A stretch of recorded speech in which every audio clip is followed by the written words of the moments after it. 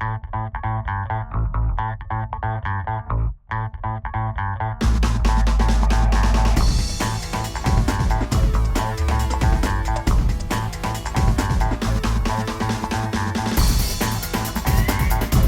and welcome everybody to Gridiron Recap alongside Mike Damergis. I'm Anthony Carlo, and Mike, the Steelers, they had to be saying it to themselves. They had to be saying, don't be the team that gets beaten by the New York Jets. But on their watch, the Jets moved to 2-8 in the season on a 20-13 victory. Anthony, I didn't see this coming. I don't think anybody saw this coming. The Pittsburgh Steelers came in here like gangbusters, scoring 124 points in the last 3 games. Ben Roethlisberger, pretending to be Dan Marino, 12 touchdowns in his last 2 games. Are you kidding me? And the Jets held them without a touchdown for almost over 58 minutes.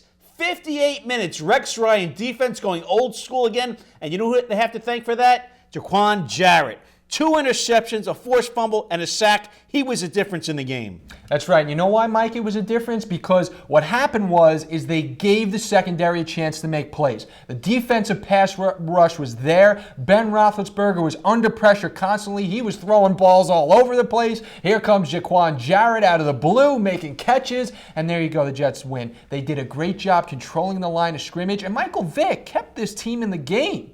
Oh, absolutely. Michael Vick kept this team in the game. And not only that, Rex Ryan has to start Michael Vick the rest of the season, and this also helps Michael Vick, you know what, for Michael Vick. So next year, teams will start to look at him. You know what? This guy still has it and could be a good backup. So Michael Vick might have got himself another year in the NFL because of yesterday.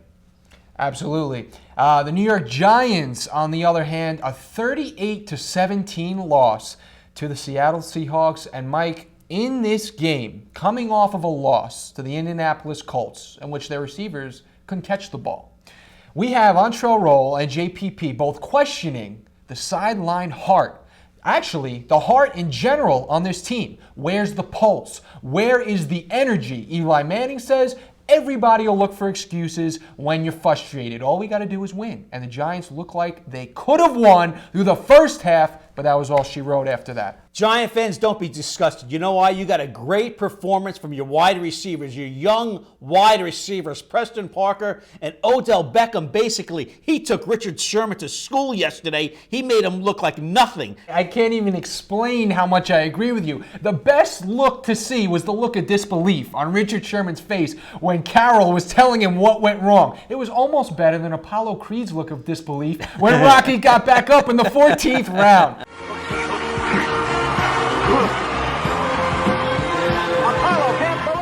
But look, when it's all said and done, the Giants couldn't put it away. You know why they couldn't put it away? They couldn't figure out how to stop a designed run play to Russell Wilson that they ran the whole game. Here's the problem you have with the Giants this year, and it's all going to fall on Perry Fewell and, of course, Mr. Reese, the GM, who has to find some defensive talent. They gave up 510 yards. 510 yards. And I was at the game last week when they were down 40-10 with the Colts. The night that Michael Strahan was honored, the night Lawrence Taylor was in the house, a team that's known for defense, a history of rich defense going back to the Sam Huff. They couldn't stop anybody. How did you give up 350 yards of total offense? 350 yards rushing. Yeah. Marshawn Lynch, 4 touchdowns in the game. What kind of Giant team is this?